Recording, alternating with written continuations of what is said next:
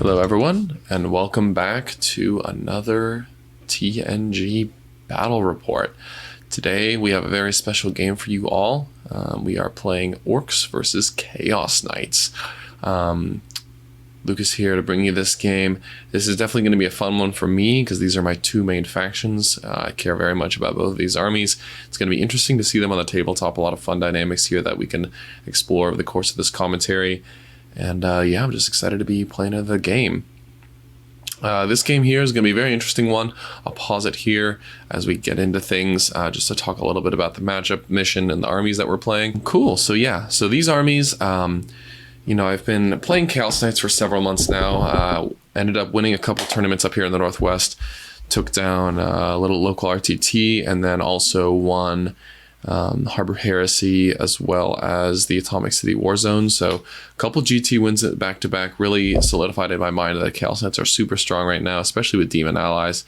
But I've wanted to go back to my Orky roots now. It's been solid 3 or 4 months since the WTC, and I think it's about time I give Orks another crack.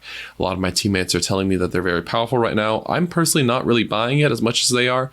I'm not a good believer in the Great Green, but you know, I feel like it bears, if my team believes that there's something there, then it's kind of my responsibility as the Orc Master himself to kind of see that bear out as much as I possibly can. So what I'm going to do here is just try to play try the Orcs out a little bit and see how they do. If there's anything there, it is definitely my responsibility to kind of unpack it a little bit and see if there's anything worth pursuing in the context of teams.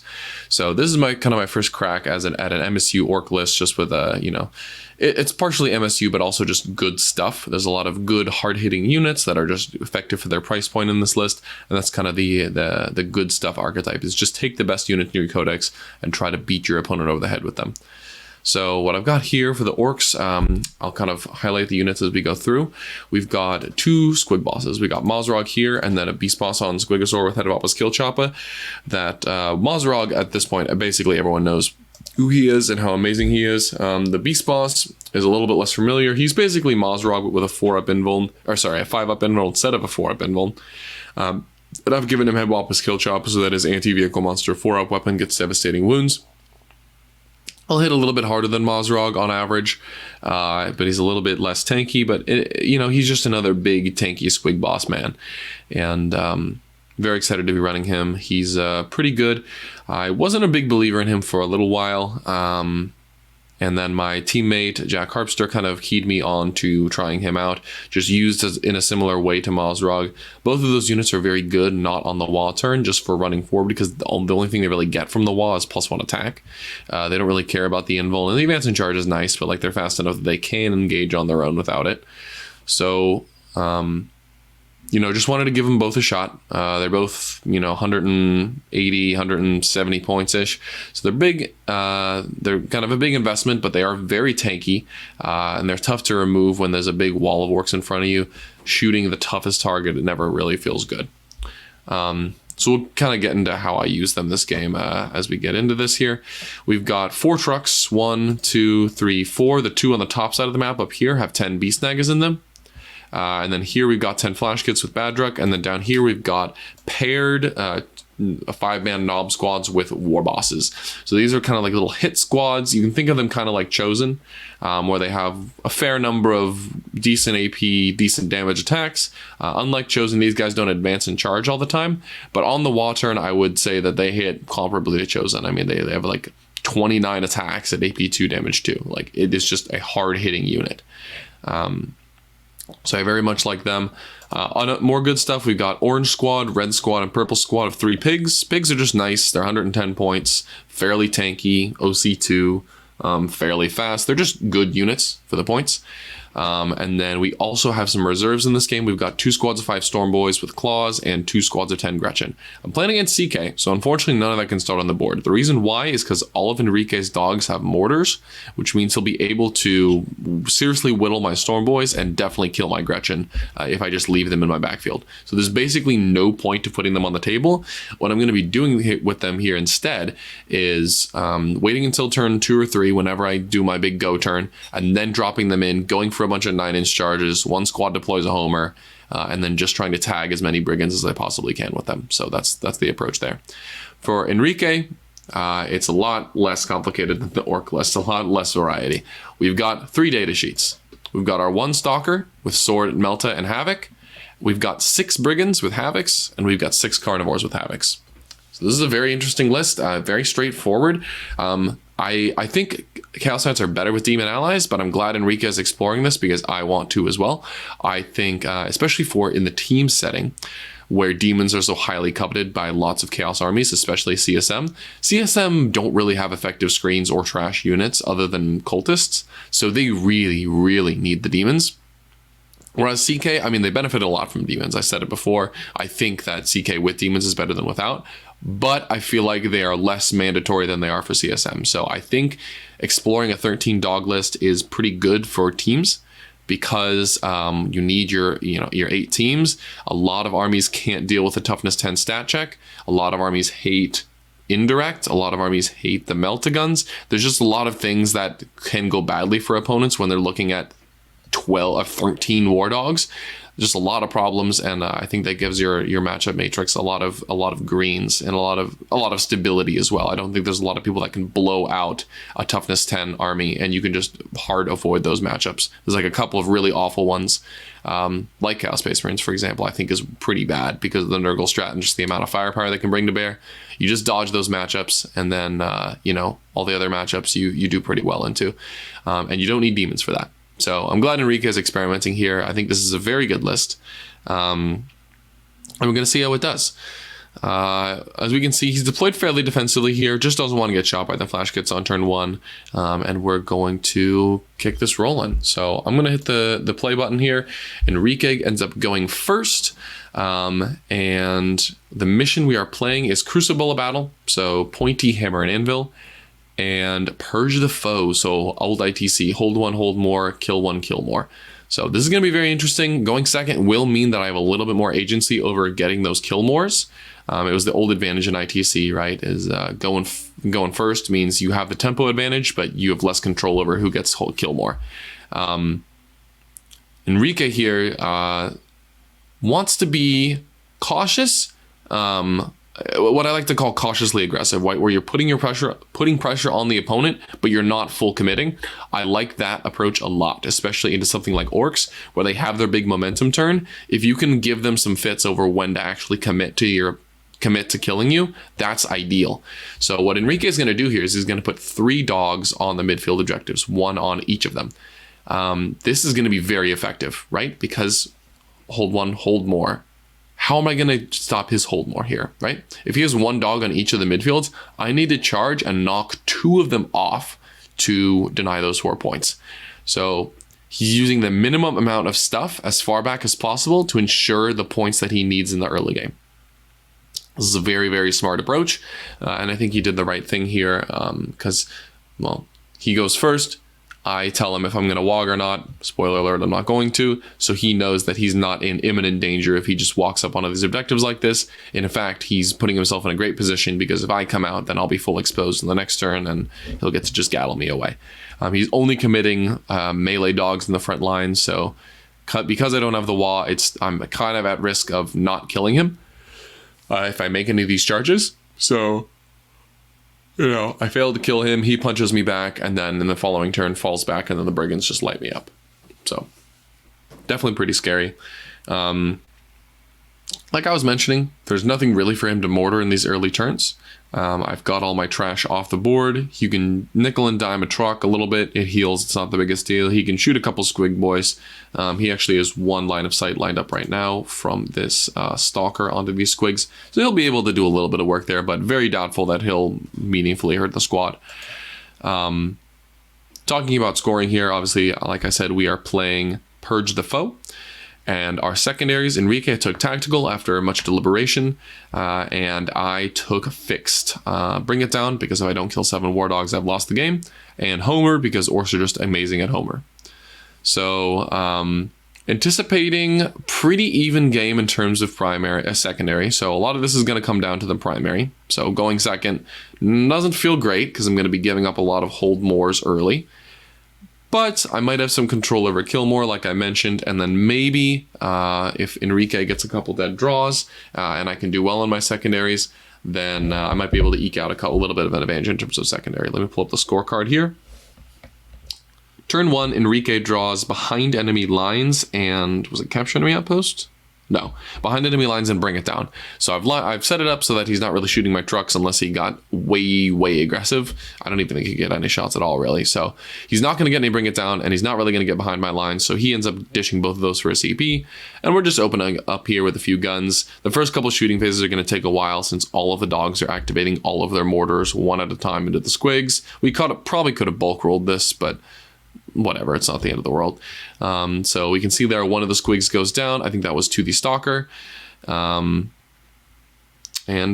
just getting the ball rolling here. We're going to open up with the rest of the mortars, but the mortars wounding on 5s. I get a 3-up armor, 5-up feel no pain. Basically means that it's going to be very unlikely that he even finishes off a second squig here. So, like I said, in the CK, it's all about damage mitigation. If you try to piecemeal them over the course of the game and fight them continuously, you're going to get chewed up, and they will be able to piecemeal you. CK is one of the best armies in the game at just like taking a steady chunks out of your opponent's army if they commit to you slowly.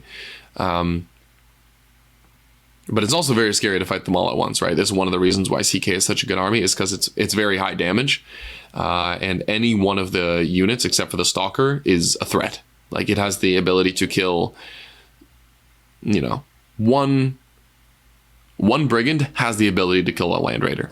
Is it going to? Probably not. Is it likely to? Certainly not. But could it? Yes. Like, I had a game the other week into Black Templars where 2 brigands did like 1 damage to a land raider, 2 damage to a land raider because of the chain cannons just nickel and dimed it and the melt is whiffed. And then the next brigand did 15 damage. And I was like, okay. That is something that your opponent always needs to take into account, is just the spikiness of the brigands and the carnivores. They can punch up and basically kill any target. And into lighter targets, they'll just slaughter them.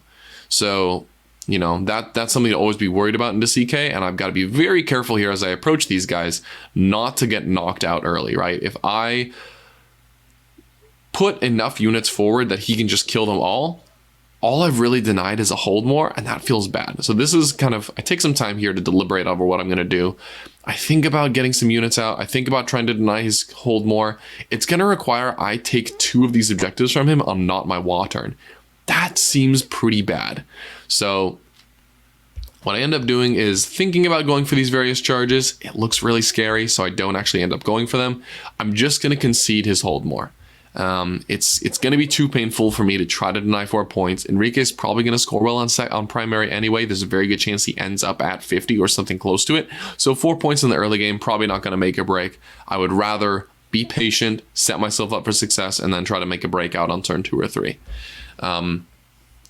This is definitely something I recommend people do, and one of the things that I think most players can experience a lot of growth in is the ability to slow down, take a look at the scenario, digest your options, and then act from there. I see a lot of people, like when they're under pressure or, their opponent puts them in a bad spot, they just rush into responding. That is a great way to lose very quickly. I think it's much better to, you have an hour and a half of time. 60 to 70% of your time will be spent on the first 2 turns. So spend that time as efficiently as possible, slow down, take stock of your options, and then move from there. It does not going to behoove you to just rush into a bad situation. So took some time there, 5-10 minutes or so, to just think about all my options, think about where I want it to be, and then set myself up appropriately. So what we've done is advance those squig boys. They have assault weapons, which is really nice, and they will be doing homer in the mid board there. Losing an asset like that for free is not really ideal, but they are getting me 3 points on homer, and they will require Enrique to step out and see them with brigands to kill them, which he totally can do, but it's just forcing him to put things in line of sight, start exposing, start committing. And we got Mozrog up there behind those orange squigs. What he's doing is he's one of the best units in my army at being resilient during the not WAAAAAAGH turn, right? Because he's toughness 10, access to -1 to wound for a CP, 4-up invuln, 4-up feel no pain. What that means is things like the strength 12 brigand shooting and the strength 12 carnivore melee not very reliable at killing him. It totally could. Don't get me wrong. It totally could. But what I'm saying is, with that stratagem, it makes it very swingy, right? Hitting on 2s, low volume, wounding on 4s with the -1, 4 up invuln. Maybe I commit a CP to it, to rerolling a clutch invuln. It's very scary. Like, I'm not gonna lie. The meltas are gonna hurt, but Enrique also has to weigh up those odds, right? Of saying, what happens if I shoot my 6 meltas and he makes 1 or 2 more saves than average, and all of a sudden Mozrog's at like almost full HP, chilling in the middle of the battlefield. Like, it's going to take very real commitment from Enrique to remove Mozrog, and that's what I'm trying to do here, is get him to start committing so I can start hitting him and tying his resources up. If I just sit all the way back behind my ruins, he's gonna not move a muscle, and I'm gonna lose. I need to start getting him to send resources forward so I can hit them, tie them up, start getting the trading going, because the status quo here, if we just stay still and nothing happens, is he's gonna win. So I can't let that happen. I need to start getting things going. So Mozrog comes forward, acts as a bit of sacrificial bait, and nothing really to do during my turn, just finish my homer for 3 points. Enrique here will pick up a hold and a hold more. So he's getting 8 on the primary, irrespective of any kills he's going to get, and spoiler alert, he will get to kill something. And his draws this turn make up for the bad draws last turn. He draws Extend Battle Lines, which is automatic, and Tempting Target. I tempt him with the middle, it's automatic. So he gets 10 on secondary, basically, by doing nothing. And his only real concerns this turn are where to line up his damage. So my man does a great job here of putting pressure on Mozrog. He puts 3 Melta Lances directly looking at him in Melta range, so basically forcing me to -1 to wound, which I was planning on doing anyway. But, forcing me to use that resource is big, and he is going to end up committing all of his damage into Mozrog here. So not something I anticipated him doing this, but... I'd rather have him shoot all of those weapons into Mozrog than get aggressive and start shooting my trucks around a couple of these angles. So what Enrique does here is also very smart, very similar to what I did on turn 1. Just take a second, appreciate your options, think about what you need to do during your turn, and then commit appropriately, right? If he just goes gung-ho and throws all these carnivores forward, he's going to be punching trucks with them, which is not an ideal target. And then he's going to lose those carnivores in return. So Enrique initially had a couple of ideas about, like, what if I send this carnivore forward and, he charges this truck? And what if I send this carnivore forward and he charges, this squig boss? That's just way too much commitment on turn 2. No reason to get that aggressive, especially because I didn't WAAAAAAGH on turn 2. So turn 2 starts. I see Enrique's, I don't actually get to see his cards, but I look at the board state and I say, is this a good turn for me to WAAAAAAGH? What happens if I do? What happens if I don't? So if I do WAAAAAAGH, Enrique will just walk away. He'll commit his 3 Melta Lances up here. He'll be able to shoot Mozrog. Everyone else will just walk away from the objectives. And then maybe I run in here and beat this stuff up, but then he has a whole bunch of response coming from this angle, a whole bunch of response coming from this angle. We got carnivores here running through the walls. We got carnivore here running through the walls. He'll be able to collapse on that section of the board and punish me very heavily. If I don't WAAAAAAGH, yes, I'm probably going to concede another hold more, which is not ideal, but I will have a lot of resources available come turn 3. Once my reserves come in, we can try to overwhelm him all in one go and flip the game on its head just by taking control of these top left objectives. So that's my plan. Slow it down, keep him engaged, get him to start committing resources, and then on turn 3, once he's committed a whole bunch and he's got 4 or 5 knights in my face, slam him, kill all 4 or 5 in one go, and go from there. Part of my reasoning is I really don't like my odds of killing that many armigers when I don't have the WAAAAAAGH. I mean, obviously orcs get a lot scarier when they have their +1 attack and strength, but I hit a couple of key breakpoints with some of my damage dealers that I'm just not really that excited about when I don't have the WAAAAAAGH, right? Biggest one is Beast Snagga boys. They're strength 5. Going to strength 6 is huge for them. It doubles their output into armigers because I'm wounding them twice as often. So I really are more than doubles, right? Because I also get +1 attack. So more than 100% improvement means I really don't want to commit those units before the WAAAAAAGH turn. I kind of want to wait as long as possible until he's really up in my face and then send them in. So this is part of Enrique's rationale of sending these dogs up here. He knows that my snaggas can't respond as effectively, so he's able to come in over here and just gaddle and melt Mozrog right in his ugly face. So that was a whole bunch of words that basically meant no WAAAAAGH on turn 2, Enrique can continue to commit. So that's where we are right now. He moves back, is screening a little bit. I don't think that brigand needed to be quite as far back, but he is screening his entirety of his DZ. So unfortunately for me, that means that I will not be able to get Homer this turn. As you can see, he's got the 2 carnivores and that 1 brigand in the middle of the board. They're just kind of blocking everything up. I don't have a good unit in here. Think about what my units are, right? I've got truck with flash kits. It's not going to be able to get within 18. We got a truck with knobs. It won't be able to get within 18. The only unit I can really have to go in Homer is the knobs getting out and deploying a Homer. That's not a worthwhile trade for me. I don't want to spend one of my missile trading units to get 3 points. So, you know, this is kind of a bit of the struggle that comes with when your opponent has enough indirect to kill all your chaff when you play Orks, is your Homer game gets a little worse because you can't get it in the early game as well. And if your opponent screens you out, then you won't be able to drop into their DZ on turn 2. I could have ingressed the Storm Boys here. You can see we're turning on the lights now as it gets dark outside. I probably should have done that in the beginning, but whatever. I could have ingressed my Storm Boys and ran into the middle, but again, that gives his mortars a good target. I think that 13 mortars over the course of, you know, all of them shooting into the Storm Boys would be able to either kill them or get them low enough that a morale check would probably be failed, given how close they would have to be to the CK. So, not a big fan of that, in all honesty. So I'm just going to concede the fact that I won't get a Homer this turn, which is a pretty big bummer, and just try to play forward later on in the game. As we can see here, Enrique is doing a great job of controlling the board. This is something I always recommend to Knight players, CK in particular, is put multiple dogs on objectives to make it extra hard for me to steal. So these 2 guys, out of charge range and well out of the way of my army. There's no way I'm interacting with them, so that's his objective guaranteed. Then we've got 1, 2, 3 war dogs on this middle objective. It is going to be basically impossible for me to take that from him, right? It's OC 24. All of my OC is up here, and it's going to be very hard for them to make charges. So with those 2 maneuvers, these 2 objectives secured, there's basically no way for me to deny his hold more again this upcoming turn. He got a 8 on the hold and hold more this turn. He's going to get that 8 on hold and hold more again next turn. So he's racking up the primary at a very, very lethal pace here.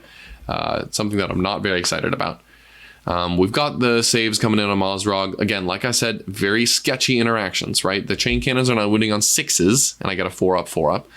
And then the melta-guns will wound on 4s, and I've got a 4-up that I can reroll for a CP, and then I've got 4-up field up pain as well. So I think 1 melta gets through and does like 8 damage. I think 3 or 4 from that. And then that's basically all the damage that goes in on him. I think the 1 stalker and 1 brigand literally do no damage at all. So definitely scary. Enrique could absolutely whiff on killing Mozzie here, and that would be a big swing. If he does kill him, which I'm totally anticipating, it's not the end of the world. I've got plays lined up to respond, and this was kind of what I anticipated, right? Use Mazrog as a big bait, get him to start committing some guys forward so I can start tying him up and dealing some clapback damage. So we got some mortars rolling in here, nothing too exciting. Sorry about all the waiting here. And that's that. So yeah, secondaries will be great for Enrique this turn. Obviously, extend battle lines and tempting target will both be a 5, so he'll get a nice clean 10. Makes up for the dead draws on turn 1. And then in response, I hold 1, but I certainly do not hold more. So I'll get my 4 points on primary, and it'll be important to see who gets kill more this turn, right? Because Enrique is off to a very strong primary lead. If I can get kill more, and it looks like he's only going to kill my orange squigs and Mazrog. So if he gets 2 and I get 2, then we're tied. That's not the end of the world. If he gets 2 and I can kill 3 of these knights, that's when I start feeling really happy, right? Because if I kill 3 of the knights, then not only will the kill more be denied to him, but I will get those 4 points. So that would be great. I'm conceding these early hold mores. If I can get a kill more to kind of make up for that a little bit, extra money. So that's what I'm kind of looking to do on this turn too. So we got Carnivore punching in. He did some tank shock damage I think Mazrog started the charge phase at 6 wounds, which is scary. And then Malzrog died here. I could have spent, I had 2 CP. I could have spent it on -1 to wound and rerolling a 4-up invuln. I figured that was swingy enough that I already am not feeling super good about where this game is. So if Enrique goes in there, I use -1 to wound and reroll an invuln, and Malzrog still dies, then the game's over, right? I spent 2 CP on nothing and no clapback at all. So I figured, you know, just accept your losses. Malzrog is almost certainly going to die here. 2 CP to fight on death. Unfortunately, a bit of a whiff. It's one of the reasons why I'm a little sketched out by Orks at the moment, is they have a lot of things that are just like, I hope I hit you on 5s or 4s or wound you on 4s, and it's a low AP, so there's a lot of good saves your opponent can take. I mean, you'll hand them a lot of saves, but Malzrog there got 8 hits, 1 wound, because he wounds on 4s, and Enrique made the 4-up armor. So, not ideal. And then luckily, Big Champa took 5 damage off the big boy. But yeah, 2 CP for 5 damage on a carnivore, not ideal. Could have totally spiked the other way though. So is what it is. A bit of a bummer. And then the Stalker plunges in there and does, I think, 3 damage to the truck. The truck then fails its morale because it's below starting strength, and Enrique Terror Shades it. This is a very good move from him, and not something I initially anticipated. Was the truck's now down to 6 wounds, which means that it's definitely within striking distance for this Stalker to kill with 2 swipes from its sword. So I was kind of doing all my calculations this turn with 1, 2 kills in mind. So I'm thinking I can probably kill 2 here. I got my Beast Boss to go kill this guy, and I have the Flash Gits to shoot this guy in the face. If I can kill 2 carnivores, then we're tied and he won't get kill more. I'm at least trying to keep pace with him. What I'm not taking into account is this truck's battle shocked.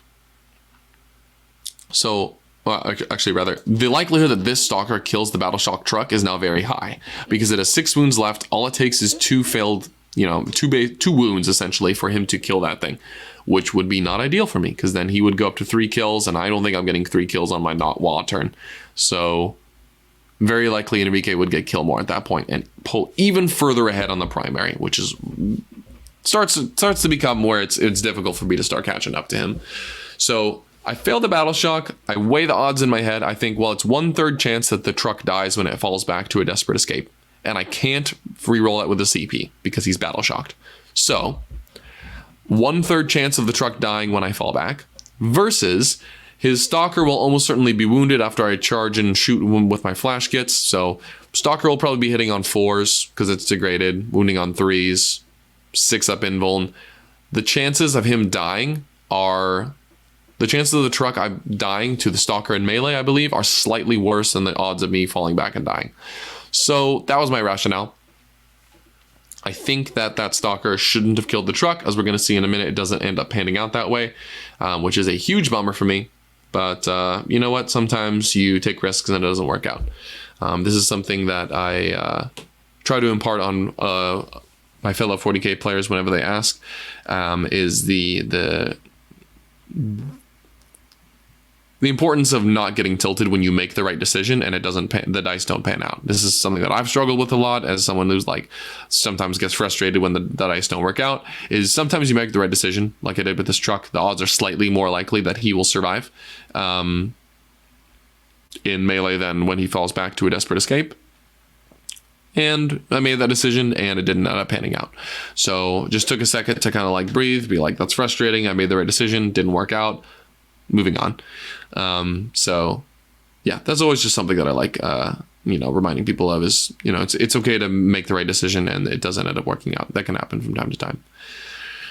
So what's my target priority this turn, right? We've got these carnivores right in my face. One of the things you can often do against CK is kill the carnivores in melee, tag the brigands with your pilot. This is really good because CK hate modifiers to their dice rolls. So I'm talking about like -1s to hit. I'm talking -1s to wound, and Orks have a lot of those -1s to wound, right? All of my knobs are -1 to wound, and any of my units for a CP on demand can be -1 to wound. So when you start stacking, you know, CK hit pretty hard, but when you start stacking, you know, you're hitting on 3s instead of 2s, and you're winning on 4s instead of 3s, that's where they start getting a little sketched out. So what I'm going to be doing here is trying to exploit that as much as possible. Charging, killing the carnivores so his counter charge is less, and then piling in and tagging the brigands. That's going to be kind of the way I want to approach this game at this point. So that's what we're doing here. We've got our beast boss charging this carnivore. We'll be getting rid of him. The flash gets brought this guy down to 1 wound, so the purple pigs here will be charging in and finish that guy off. And then the flash gets, the chads made their 7-inch charge into that stalker, so they'll be beating him up. The flash gets are actually very good in melee. For those who haven't seen them, they have a -1 toughness to enemy infantry aura, which is pretty good because usually infantry are like toughness 3, 4, or 3, 4, 5, sometimes 6, and the flash gets are strength 5, 6 with the WAAAAAAGH. So they will very often hit a breakpoint where they get +1 to wound from that. And they also have, like, on the WAAAAAAGH turn, 5 attacks each at 6 -1, 1. So they're not wogging right now, so they'll only be winning that stalker on 6s. But next turn, they'll have 10 more attack, or 11 more attacks because of bad luck. And they will have +1 to wound. So that's the point where, on average, like, that unit does 6, 7, sometimes 8 damage to a stalker, which is huge. So they're going to be piling in here. The stalker's already wounded. He's going to get knocked down to, I think, 3 or 4 wounds or something like that. He'll be bracketed, but... So we're swinging in here. Well, I think what I should have done, actually, was had the red guys. I think they had the ability to charge in such a way that they... 2 guys can swing on this stalker. While also having 1 model. Cavalry bases are fantastic. So basically what I should have done is 1 guy's here... 1 guy's here, 1 guy's here, engage all 3, get the extra swings on the stalker to minimize the chance of the stalker surviving and maximize the chance of the truck surviving is actually what I care about. If the stalker's there, it doesn't matter to me. What actually matters is the stalker being there means he gets to swing on the truck and try to make a break for kill more. So that's where we are right now. The beast boss, unsurprisingly, mollywomps that carnivore. He's got head whop his kill choppa, so devastating wounds, anti-vehicle 4-up means he probably slams, a decent amount of damage on that guy every time he activates, which is pretty cool. So slams that carnivore into next week and then piles in and tags the brigand. This is something Enrique was doing over the course of the game that I think he could have probably improved on a little bit is it's good to pair the knights up and to have them mutually support one another. This is something you often want to do when you're playing a threat overload list like knights, is have your assets in places where they can always respond to enemy aggression. So like if you try to piecemeal the Chaos Knights, as the Chaos Knights player, what you want to try to do is have other knights in the area so they can always respond, right? So having his brigands in the area is smart, but having them close enough that they can get tagged is not. So if this brigand, for example, was right here, towed onto the objective, he would still retain control of the objective, but this beast boss who was right here wouldn't be able to pile in and tag that brigand, right? So that's kind of the idea there, just minimizing the chance of being tagged, because the brigands are really good at shooting, but they're also really good at moving onto objectives and being OC8. So that's where you want to be as the CK player. You want to move onto the objective with your OC8 and then shoot at full efficiency. You don't just want to stand on there and be OC8. Hopefully that made sense. That was a lot of very nebulous words, but being able to move your models is important, obviously.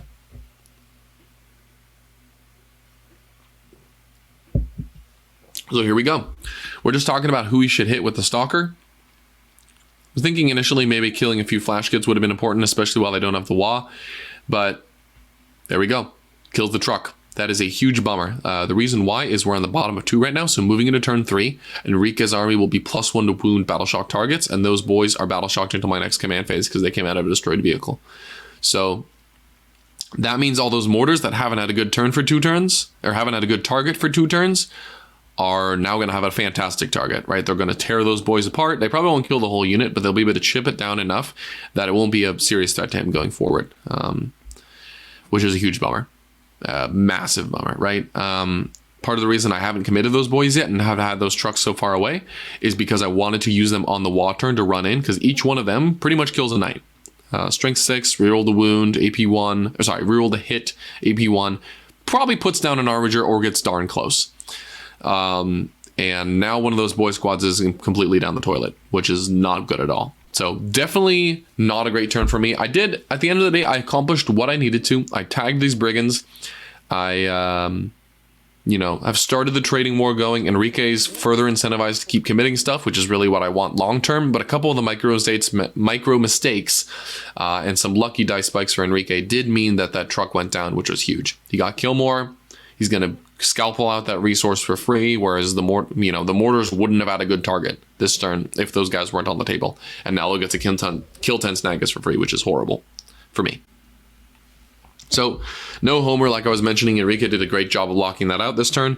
So no Homer. I did end up killing 2 Carnos, so I'll get 6 points on Bring It Down and 4 points for a kill. But Enrique will pick up the dreaded 16 on Primary on turn 2. This is for hold 1, hold more, kill 1, and that truck gave him kill more. So huge swing there on turn 2. Pretty unfortunate for me, but so it goes. And then obviously, like I've been saying, he has fantastic primary control. I can't commit my OC until the WAAAAAAGH turn because of how inefficient they are at killing stuff. So he's going to pick up another hold more here, which is unideal. He continues to do an excellent job of what he's been doing so far. Put 2 dogs on the objectives once the commit turns are coming in hot. That way, you know, one of my trading units like these knobs, they're only OC 6 for the unit. So they come in, they kill 1 knight, maybe they tag the other one. Enrique still controls the objective. So we're getting all of his knights, finally, which is what we want. Turn 3, unsurprisingly, is going to be my WAAAAAAGH turn. So I tell Enrique, start of the turn, I'll be calling the WAAAAAAGH this turn. Which means that, you know, he's anticipating this upcoming turn is going to be the most brutal. And definitely is. We're both gonna lose a lot of stuff here. This is one turn where I really need to get kill more, right? And I've tried to facilitate that as much as possible. I've put only my tankiest units forward. He's got 2 units of 3 squigs to chew on. He's got a squig boss that he has to kill. Otherwise, he's going to continue to slam his army in the face. He's got to commit to those units, which means that, you know, he's going to get a kill, maybe 2. And then all of my units will come out to play and I'll get 3 or 4 kills, which will probably secure me kill more, which will be huge. So his cards this turn are Deploy Homer and No Prisoners. He's got a Carnivore just chilling here that comes out, isn't able to make it the objective, and has a bit of a long bomb charge into the Squig Boss, so he ends up deploying a Homer with him, which I think is smart. Anytime you're in a position where, like, I could charge with this knight, it could do some damage, but instead I could get 3 points with it, that's kind of the point in time where you're like, yeah, let's just commit to the action and get some points. So it gets 3 points on Homers. And he also draws No Prisoners, which, like I said, I've committed only my toughest units, so it'll be fairly difficult for him to actually finish off these units, which will mean that hopefully he'll only get 2 or 4 points on No Prisoners instead of the full 5. So got some shots rattling in, Brigands coming in hot. Now with the 5-up invuln, these squigs are quite a bit tougher. This is where calling at the beginning of the battle round does actually do some work, right? Because now that I know this is going to be my go turn, I can use my squigs very aggressively, position them very aggressively, say you have to shoot these things, and they're going to have a 5-up invuln now. So that's kind of where we're at. Shot's continuing to rain in. What I did up here at the top of the board is -1 to wound those squigs. You might be thinking, why? You know, they have a 5-up invuln, they have a 5-up feel no pain. They're very unlikely to die, those 2 brigands. I didn't want to run the risk, though, and here's the reason why. I feel like Enrique's in the driver's seat of this game, and I will need all of my assets to be able to clap back effectively here. I've lost this squad of beast snaggas, which is huge. They were going to be a big damage dealer that I would have relied on in later turns, especially on this WAAAAAAGH turn, to clean up this stuff in the upper left-hand corner of the board. Now that unit's gone, I need all of my other units to be operating at 100% capacity for the rest of the, you know, especially in this upcoming turn, but for as much of the game as possible. I can't run the risk of these flash kits getting tagged. So if those brigands popped off and killed those 2 squigs, then this brigand here in front, he only took like 4 or 6 damage from the squigs due to some lucky armor saves. That brigand totally just could have came in and tagged these flash kits. And yeah, took some damage from the clapback, but if the flash kits aren't shooting on the go turn, then that's a significant portion of my damage that he's just removed. So was a very good shot for very good idea for Enrique to try to shoot for that, and I ended up -1 to wound there just to minimize the risk of that happening. So got the mortars continuing to rain in here. Enrique's concentrating his fire on this squig boss. I could have -1 to wound there, but with a 5-up invuln instead of the 4-up on Mazrog, and the amount of guns that were pointed at him, there was 2 Meltas in Melta range, 1 more at long range, and then 2 Carnivores closing in. Pretty unlikely that that guy's going to survive. So I just figured, you know, cut my losses. Enrique's going to have to commit to it. So at least I'm soaking up his bullets and use a -1 somewhere else where it'll be more pertinent. So yep, shots continuing to rain in. We can see we're losing most of those boys in the upper left-hand corner of the board. We're actually going to get that squad down to a single model, 1 boy. The knob actually died. So yeah, that's not great for me. I was definitely hoping to use that unit as a hammer, and now it is basically nothing.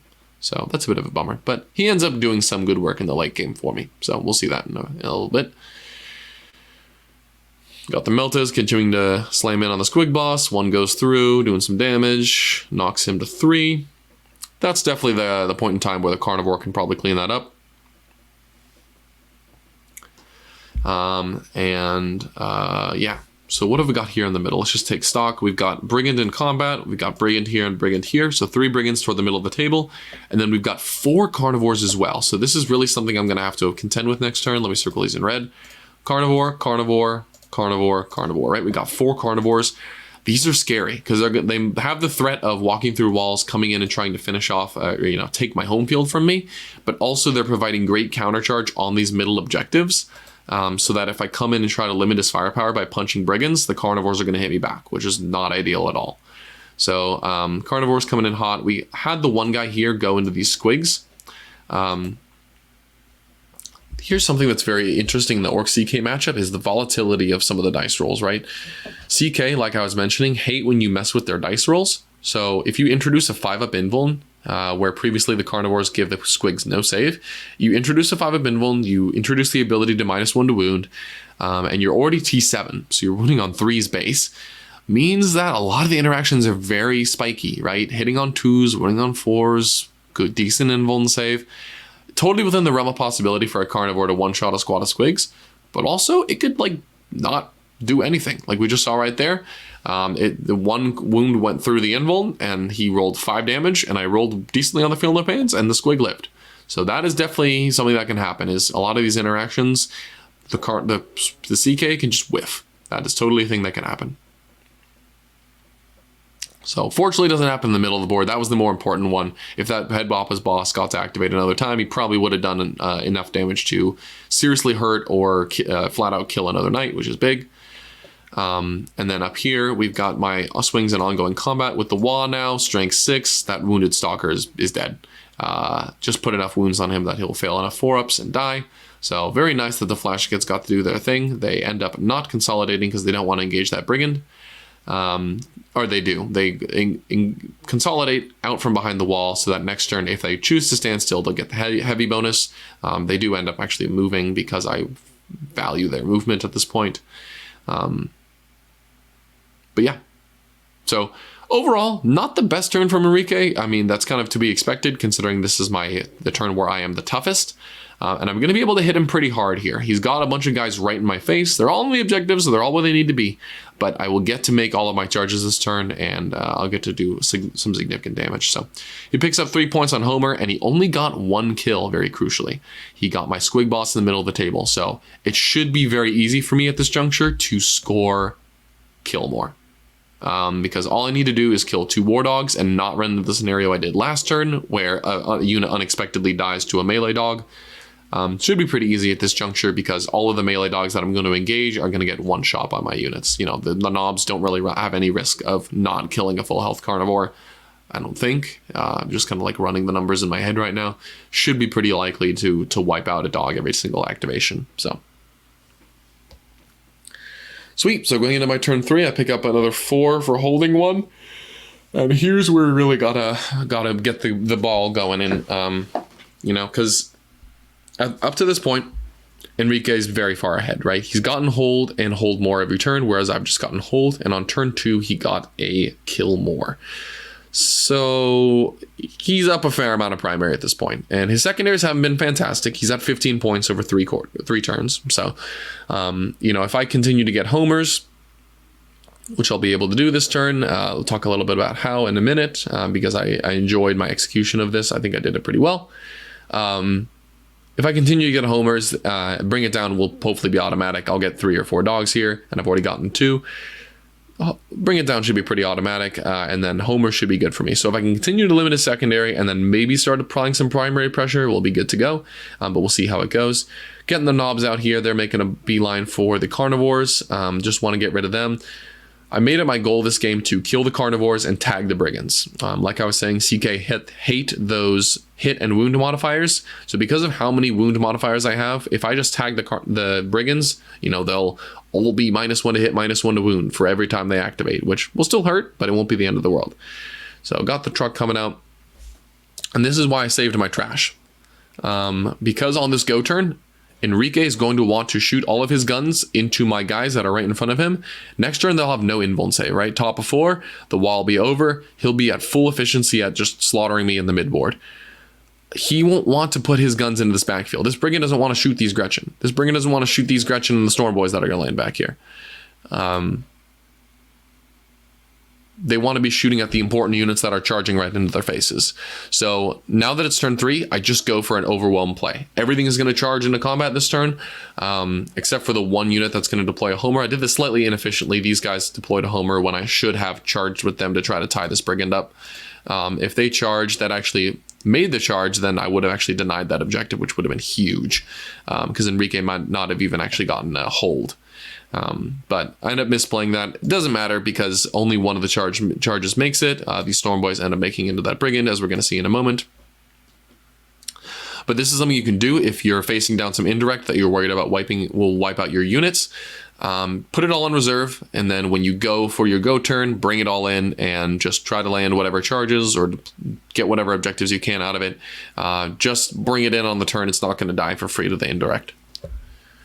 So open fire there with the flash gets, did a whole bunch of damage to this guy right here. I think he's down to like 2 wounds, 4 wounds, something like that. He was at basically full health. So I think I did 8 to 10 damage to him, and then the charge should definitely finish him off because the flash gets a strength 6 right now. They've been doing great work so far, and they're going to continue to do great work this game.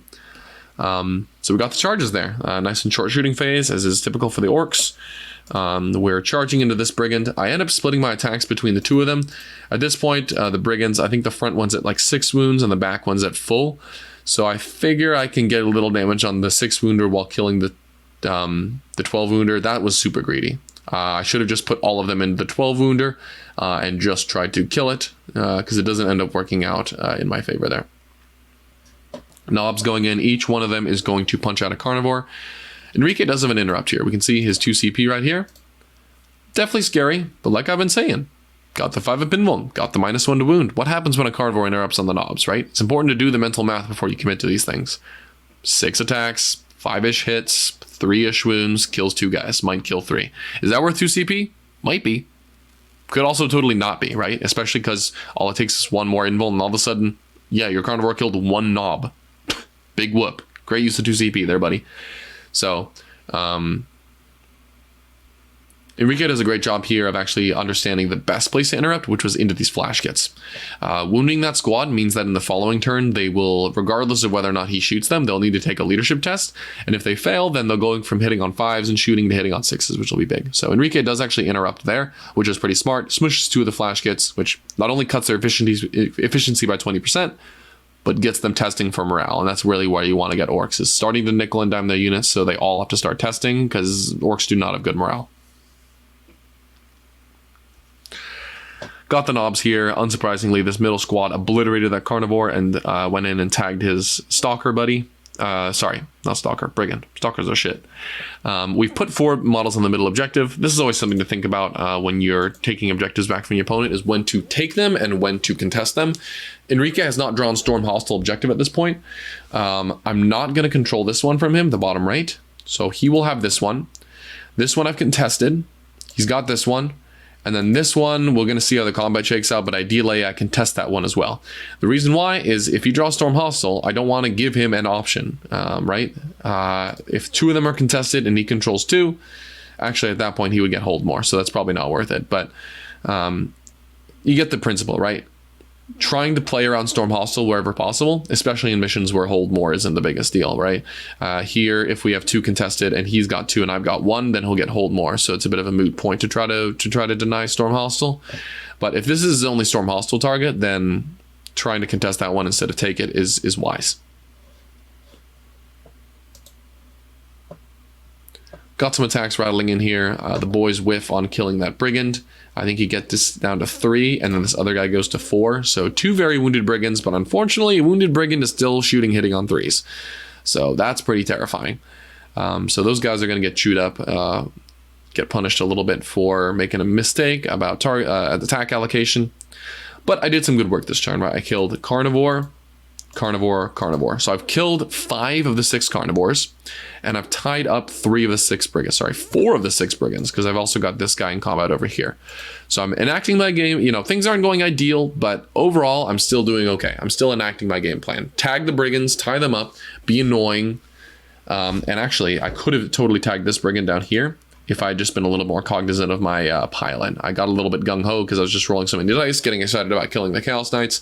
Forgot to kind of pile in and consolidate and tag that guy. I could have tagged all of them but his home field brigand, which would have been huge. But yeah, my game plan has been remove the carnivores so that the counter charge on the objectives is less, then tag the brigands, mitigate them, and then polish them off in the following turns. So we're going to see that borne out to pretty decent effect here, as I've got 4 of his 6 brigands in combat, and I've already killed 5 of the carnivores. Got some counterattacks rattling in here from the knights, just kind of stepping on a few of the orcs here. I've got these trash units in his backfield now, like I was saying. This is perfect for me. I want him to commit to shooting those guys instead of dealing with the stuff in his face. Because if he commits to the stuff in the backfield, probably some of it will be left. I can continue to deploy homers with that stuff. And if he doesn't, well, then that stuff in his backfield is just going to charge onto the objectives, be a bunch of OC, and then one unit somewhere back there will deploy a homer. So this is pretty ideal for me. The backfield situation, anyway. The stuff in the midboard is, I'm making the best of a bad situation. So I do get 4 on homers here, and I killed 3 knights. So I get another, oh no, I killed 4 because I killed his stalker as well. So easy kill more and 12 points on break it down. So that's a big swing in my favor. I pick up 16 points plus the 4 for homer, 20 points that battle round, which means that at the end of this battle round, I'm actually winning by 2. So feeling decent about our situation. Unfortunately, the WAAAAAAGH turn runs out, so Enrique is going to hit me pretty hard here. It'll also come down to his secondaries in the late game of how well he draws, which we'll see. But yeah, Enrique goes up to 1 CP here. Ends up auto-passing the dog in the top left. Well, the way we've calculated it is if one of these dogs passes his morale check, then the objective will be contested. Which I guess means that he'll get hold more anyway. So what he does is he auto-passes that dog for a CP, which gets him the guaranteed points on primary. I think this was a little bit unnecessary from Enrique. I feel like he's on the path to getting a 50 on primary either way, right? Because he got a 16 on turn 2. He got a 12 on turn 3, so he's at 28. This turn he's going to pick up a kill and a kill more a kill and a hold guaranteed. So that'll bring him to 36. And then the next turn, he'll undoubtedly hold 1, and he'll undoubtedly get a kill. That'll be on turn 5. So he'll get another 8 there. So he'll be at 44. So all he needs to do between turn 4 and turn 5 is get hold more or kill more twice between those 2 battle rounds. So 4 opportunities to get hold more or kill more. And if he gets 2 of those, then he'll max primary. If he gets 1, then he'll get a 48. I feel like spending your 1 CP in that scenario to guarantee that you get those 2 points on primary is unnecessary. I would have saved that for like a clutch tank shock, a clutch rerolled wound or damage on a Melt-A-Lance, something of that nature to just guarantee that things are going away this turn. So unnecessarily cavalier from him, in my opinion, but small mistake, especially like when you're in the heat of the moment, not looking at the primary score. You can just be like, I want the primary points, and then not realize, oh, I'm well on my way to get a 50 anyway. So what he's doing this turn is very smart, though. Remove as many units as possible. I don't have the invuln. If he can slaughter his way through like 3 or 4 units here, I don't have the WAAAAAAGH anymore. So if he kills 3 or 4 units, I am very unlikely to beat him or even match him. If he gets 3 here, he'll very likely get kill more, which will be huge. So kill a couple of these units in the backfield. Easy to kill Gretchen. They don't have an invuln now. So just picking them up with the mortars and the chain guns is pretty easy. And then also the secondaries, right? That's the big question mark for him. He's doing great on primary. What are his draws for secondaries? Well, he drew Assassinate and Secure Nomads. So Assassinate, if he just mops up one of these Warboss squads, that'll be 5. And if he secures No Man's Land, that'll be good. So this one's automatic, right? The Carnivore, the Brigand's already there. outnumbering my knobs. And then here in the middle, he'll just be able to easily put 16 OC on that. So knocking this war boss, killing him is not only 5 on not only 5 on Assassinate, but 3 on No Man's Land. So kind of doubling up on the secondaries is extra efficient there from Enrique, which is great. And yeah, we're just, he's whittling away at me here without the invuln. It's a lot easier for him to do damage to me. This is something you've always got to be cognizant of with Orks, and is something I often see people do incorrectly when they're playing as an MSU army or a threat overload army. You don't want to lose assets early. As we can see, I lost Mozrog and that squad of squigs in the mid board on turn 2. Or bottom of 1 going into 2. I'm really feeling that now, right? If I had those, if I was able to play more defensively with those and then use them now, imagine what the board state would look like with 3 more squigs and Mozrog on the board. That would have been huge. It would have been gigantic to have those units in this late game. So don't be too cavalier with your stuff early in the game. If you're playing MSU, lots of models all over the board, it's much better to hold on to those assets so you can try to overwhelm your opponent in one giant wave. I stand by the way I played Mozrog there. I think it was smart to get him to start committing stuff. But if you don't have to commit stuff, if you don't have to put units in the open, then don't. That's my point. So with Enrique getting hold and hold more, and then very likely getting kill more as well this turn, this is rapidly starting to spiral out of control for me. I was just saying that I was up by 2 points at the end of this battle round, but again, he's going to pick up 5 on Assassinate in No Man's Land here, so I'm really down by 8, and then he picked up another 16 on Primary, so I'm actually down by 24. So big swings on this mission. Every single turn you can score a lot of points. So definitely an interesting mission, but kind of a goofy one as well. So we got the chain cannons rattling in here. The knobs are -1 to wound, which, like I said, -1 to hit on the brigand, -1 to wound. Means that he's not necessarily going to be evaporating me in one go. But should do some decent work either way. So what am I looking at here? How can I try to get back in this game? Because Enrique is in the driver's seat at this point. I've killed a lot of his army. I've killed 6 of the dogs, and I'll probably get another 1 or 2 here in this upcoming turn. But he's definitely in control of the points. So how am I looking to get back into it? Really what I can do is try to play around his secondaries, try to deny things like Storm Hostile, make sure he's not going to get capture enemy outpost by killing these carnivores that have the movement to get through onto my home field objective. Just look for opportunities to deny him points on his secondaries, and also look for opportunities to get kill more in these last 2 turns, which is going to be difficult given that he still has a lot of his firepower left, but trying to use every means at my disposal to deny key kills. So that I can try to scrape, maybe we tie on kill more at some point, or I get it, is kind of the goal. Also making sure to spend my resources so my stuff in the backfield lives, right? If I can get 2 more homers back there in this upcoming turn, extra money, because that's 8 points that I otherwise wouldn't be getting. So Carnivore unsurprisingly cleans up those knobs. That's where I feel like the tank shock would have been extra clutch just to guarantee that happens. But not the end of the world. Enrique ends up getting it done and killing that war boss. So that's 10 on the secondary for him, and he'll get kill more this turn because I'll only be able to kill, I think, 2 knights here. Maybe only 1. Oh no, I get 2. I get 2 brigands here. So I get my hold. Because those 2 knights on the top left are auto-passed, there's no way I have enough OC to control that objective. So I get my hold, and I'll try to get a kill here, but I'm looking unlikely that I get kill more, which means I am definitely on the back foot at this juncture. But I do get my 4 on homers, and we're going to continue our Tag the Brigands play. Yep, doing a little more damage, going into the Orc turn here. Still got my hero back here, the Runt Herd, who's going to pass his morale check this upcoming turn and deploy a Homer. Oh, no, sorry. These guys in combat deployed a Homer, these Storm Boys, because they somehow took no damage from 2 ongoing rounds of combat. Hilarious. So they have pistols, so they're going to be deploying a Homer in Enrique's DZ. While the Runt Herd moves back just outside of 12 inches, so he's not -1 leadership, and he'll be deploying a Homer in the final turn when I auto-pass him. So yeah. What can I do this turn? Unfortunately, the Flash Gits, I should have probably auto-passed them, given how necessary every point is at this point. Having their OC on that top left objective would have been huge. There's no way I'm taking the middle back from Enrique.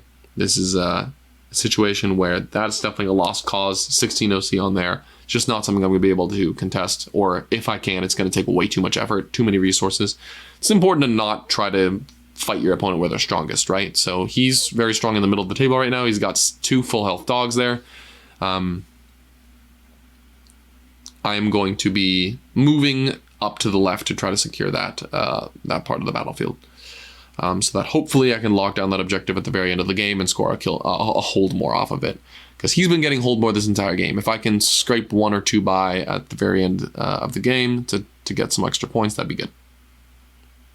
Truck coming in hot. He's going to end up tagging that brigand. The knobs are coming forward here. Hopefully, excuse me. You know, the knobs and storm boys, now that the WAAAAAAGH is over, probably not going to hit that hard, but between the 2 of them and a grenade strat, hopefully they should be able to make short work of that brigand. We will see.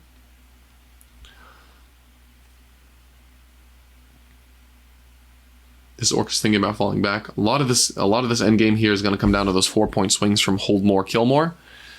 So I'm just trying to deny whatever kills I can. It looks like Enrique is going to be able to see that boy regardless of wherever I put him. So the likelihood that that Orc dies in the last turn is pretty high, unfortunately. And you might be thinking, it's just 1 kill. It's not the end of the world. But like, I have so few scraps left that every kill that Enrique gets will be huge, right? If he gets 2 or 3 kills off of my like remaining trash and scraps, I can't kill 2 or 3 dogs in 1 turn at this point, right? Like, I've only got 2 real heavy hitters left, the flash kits and this depleted knob squad. I might be able to get 1, maybe 2 dogs, but if he gets 3, then I'm basically toast. He'll be able to get the kill more, no problem. So I get my 4 on Homer. I kill 2 more dogs here, which maxes me for bring it down at 20. So well on my way to doing well on my secondaries. And then the primary, I get a kill and a hold, but I don't get either of the mowers. So I'm up to, I think, 28 at this point. Yes, 28. So 28 to Enrique's 50. Definitely not feeling super great, but luckily he won't get any more primary in this last turn, which means that my end of game, I'll get a kill, I'll get a hold more, so it'll end up being 40 to 50 on the primary. So not too far apart there. Got the flash kiss charging in here. They did some shooting to this front brigand, and they ended up beating it to death with help from the red squigs. Those red squigs have spent the last 2 rounds battle shocked, which ends up mattering quite a bit. Orcs have a lot of units that just hit on 3s. The war bosses, hit on 2s. So if you can give them -1 to hit, again, it's super big. There's a lot less rerolls in this edition, as much as that meme has been beaten to death at this point. And CSM, it does make a mockery of it. There is less rerolls in the generic army this edition, and a lot less ways to get +1 to hit. So those flat hit and wound modifiers matter a lot. I've mentioned it for CK, but it also matters for Orcs, right? Being -1 to hit is pretty rough when your whole army hits on 3s and 4s. So yep, everything on that top objective is battle shocked right now, except for my 1 hero Orc. I told you he was going to matter later in the game. That single survivor from Black Squad is chilling right there. He is not battle shocked. He has passed all 3 of his leadership 8 checks, or he's passed 2 of them in a row at this point, and he will pass the last one in round 5 to guarantee that I get the hold over there, which is actually pretty big. Between the grenade strat and 5s explode, I've got my 2 CP there. The knobs and storm boys finish off that last brigand, so pretty nice. We still have 2 brigands tagged, and we've killed, we got 3 brigands tagged, 3 of the 4, and we've killed 2 of them now, so doing some good work there. We got some random kicks from brigands, nothing really mattering too much. Yeah, so let's take stock of where we are. We've got a little bastion of Orc strength in the bottom right. We've got this ongoing combat between Brigand and Storm Boys. This Brigand's just kind of chilling back here, holding them home. And then up here, we got a whole mess of Orc units in combat with this 1 Brigando. And that guy will just be doing his duty there. He will fail his morale check this turn, which will be big. So if I can just have 1 unit pass their leadership check on this objective, then that objective will be mine in the last turn. So that guy is battle shocked.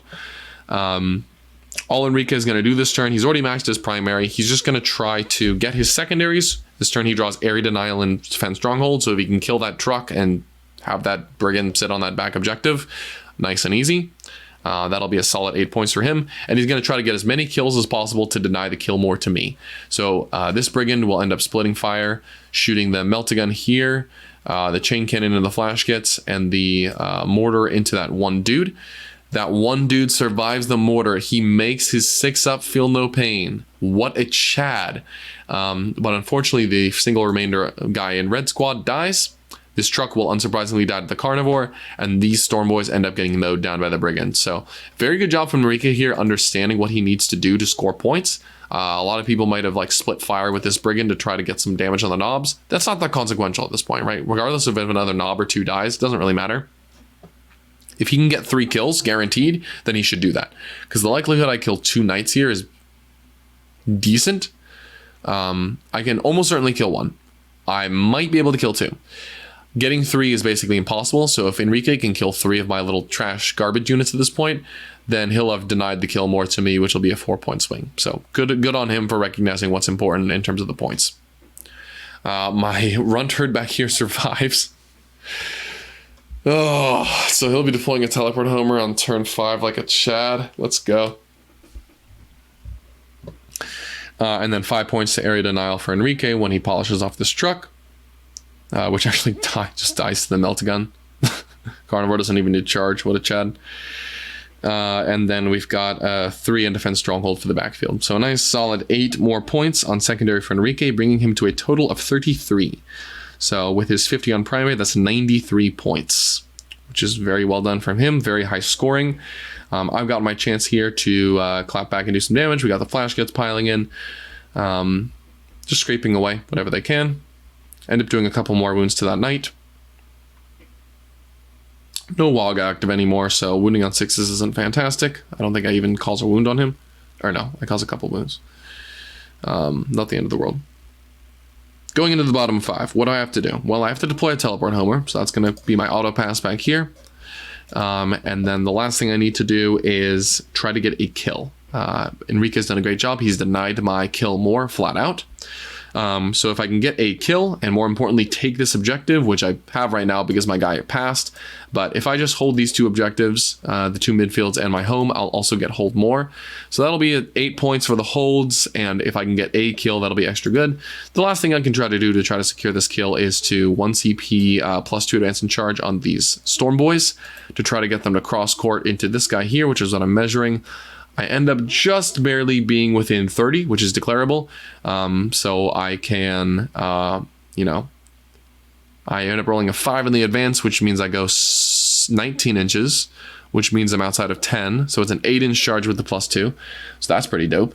End up going for it and landing it. I love these moments where you have a couple of scraps left in the tank in terms of what you have left to commit, and you're just trying to delve deep into the bank of stratagems and abilities to try to scrape as many points as you can. And there go the storm boys. They make their charge, just adding a couple of extra attacks, a little bit more likely to kill this brigand, who has been stalwart in his defense of that objective since turn 2. But unfortunately, 2 hogs, 3 storm boys, and the 5 flash gets will be enough to polish him off. So that brigand is hacked to pieces, which will give me my final kill.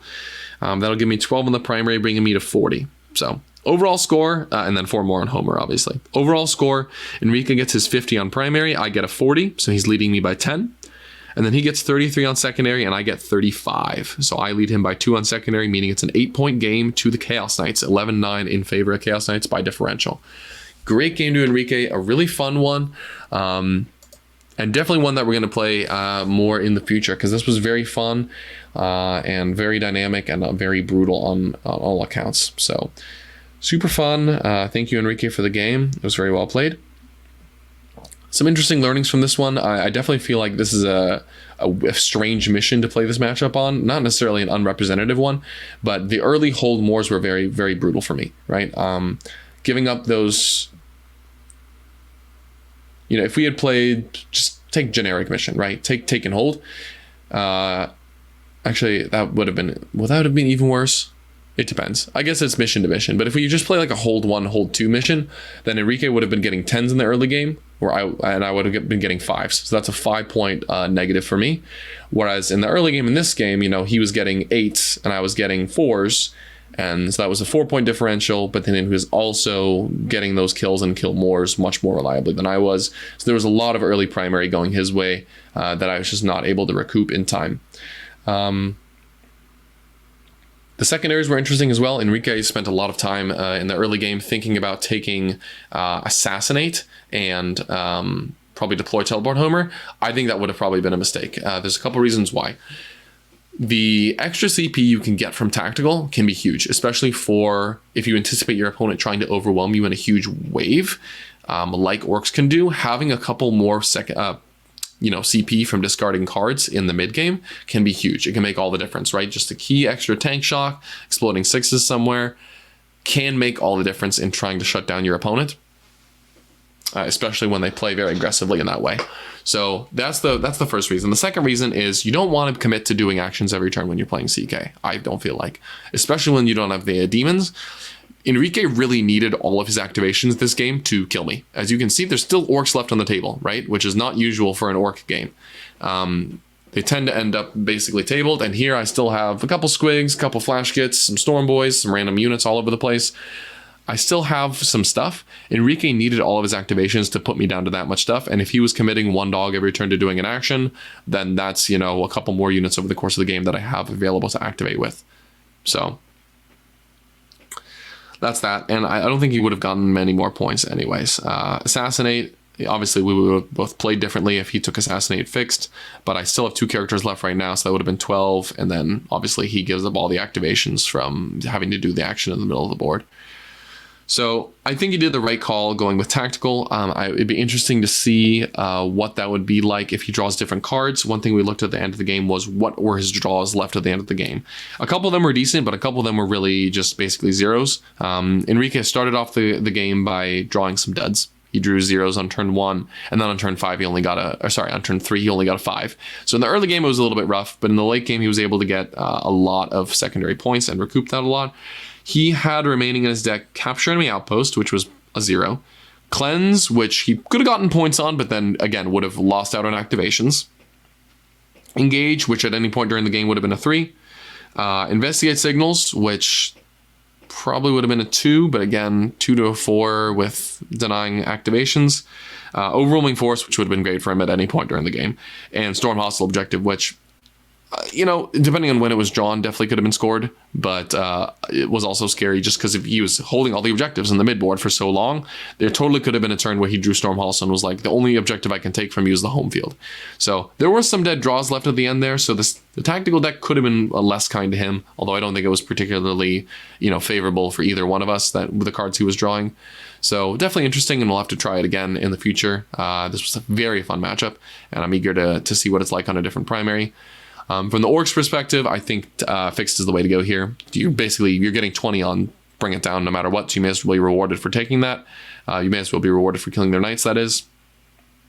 And then Homer, even though I missed it on turn 2, I was still able to get 15 points. Maybe I set up a little better for it with a truck or something like that, and it runs to the middle because that would have been a 3-point increase in my score, which would have been pretty big. But yeah, overall, not unsatisfied at all with what I got on my secondaries. It was mostly just a matter of the tempo of the game, primary-wise, was a little bit out of my favor. And that's one of the areas Orcs usually excel in, right, is locking down those objectives, denying opponents primary while maintaining their two. I was not able to take back my natural expansion until turn 4, almost 5. Not good. Very not good. I think a big part of that was that truck here behind the wall dying to the Stalker on turn 2, which was unfortunate. It was a big swing, but it can happen. Was definitely relying on that to stay alive. I think if those 10 snaggas come out and charge on turn 2, I flip this objective immediately. And then hold more starts getting more challenging for Enrique, and maybe there's like a 4 to an 8-point swing in that line if that happens. But very interesting. Yeah, we'll definitely be filming this game again in the future for you guys. It was a very interesting one, and I'm eager to see more of these kind of games between these like aggressive board control type armies. They're very fun, very based on trading and efficiency, so which is always really fun. So hope you guys enjoyed it. If you did, be sure to leave a like, comment, let us know what you think about Orcs and or Chaos Knights. Always happy to chat about these armies. They are my favorites. And we will see you guys later. Thanks for tuning in, and have a great day.